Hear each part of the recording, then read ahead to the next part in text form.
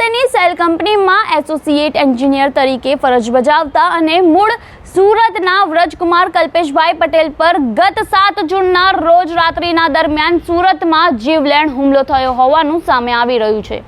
એક મોપેડ પર ટ્રિપલ સવારી જતા ઈસમો ગાડીને કટ મારતા ભાઈ તમે ગાડી જોઈને ચલાવો તેમ કહેતા જ આરોપીઓ ઉશ્કેરાઈ ગયા હતા અને ચાલુ મોપેડે જ તે આરોપીઓ વ્રજકુમારને જોરથી ગાળો બોલવા લાગ્યા હતા અને તેમની ગાડી ઊભી રાખવા જણાવ્યું।